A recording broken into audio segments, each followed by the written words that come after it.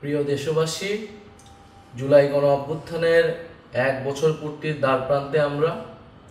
আগামীকাল 3রা আগস্ট। আমরা 3রা আগস্ট আবারও শহীদ মিনারে জড়ো হচ্ছি। আমরা নতুন বাংলাদেশের আকাঙ্ক্ষা নিয়ে কাজ করছি। আমাদের কাছে জুলাই কোনো সমাপ্তি ছিল না, জুলাই ছিল শুরু, একটি সম্ভাবনার শুরু, আকাঙ্ক্ষার শুরু। এই 1 বছর হয়তো আমাদের অনেক অপ্রাপ্তি রয়েছে, অনেক হতাশা রয়েছে, কিন্তু আমরা মনে করি যদি আমরা ঐক্যবদ্ধ থাকি, যদি আমাদের ভিতরে সেই স্বপ্নের বীজ এখনও থাকে, আমরা আমাদের সেই আকাঙ্ক্ষিত বাংলাদেশ গড়ে তুলতে পারবো। আমাদের গত 1 বছরের অভিজ্ঞতা, 1 বছরের সীমাবদ্ধতা সব কিছু মিলিয়ে আমরা সামনের দিনের পথ চলতে চাই। আমরা দেশ গড়তে জুলাই পদযাত্রায় আমাদের যে অভিজ্ঞতা, মানুষের যে আকাঙ্ক্ষা, আমরা সব কিছু মিলিয়ে আগামীর যে নতুন বাংলাদেশ, সেই নতুন বাংলাদেশের ইস্তিহার পাঠ করতে চাই। জাতীয় নাগরিক পার্টির পক্ষ থেকে, গণ অভ্যুত্থানের নেতৃবৃন্দের পক্ষ থেকে আমাদের আগামীর বাংলাদেশ, আগামীর রাষ্ট্রকল্পটি আমরা ঘোষণা করতে চাই।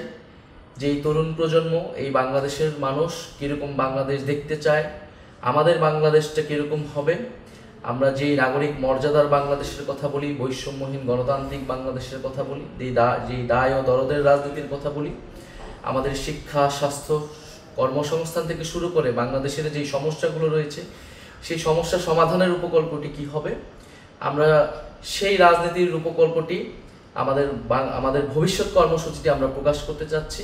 এবং এর মধ্য দিয়ে আমরা আমাদের জুলাই পদযাত্রার পরিসমাপ্তি টানতে যাচ্ছি এবং 3রা আগস্ট 1 দফার যেই নতুন বন্দোবস্ত এবং ফ্যাসিবাদী ব্যবস্থার বিলোপ, সেই দিনটিকে স্মরণ করতে চাচ্ছি। আগামীকাল শহীদ মিনার বিকাল 4টায় আমরা জড়ো হচ্ছি।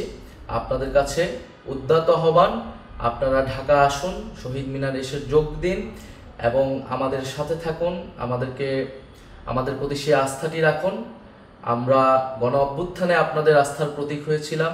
আমরা আপনাদের সেই আস্থা ধরে রেখে বাংলাদেশ বিনির্মাণে জনগণের পক্ষে, বাংলাদেশের স্বাধীনতা, সার্বভৌমত্ব এবং নাগরিক মর্যাদা প্রতিষ্ঠার জন্য আমাদের যে লড়াই, সেই লড়াই চালিয়ে যেতে চাই। আগামীকাল শহীদ মিনারে দেখা হচ্ছে বিকাল 4টায়।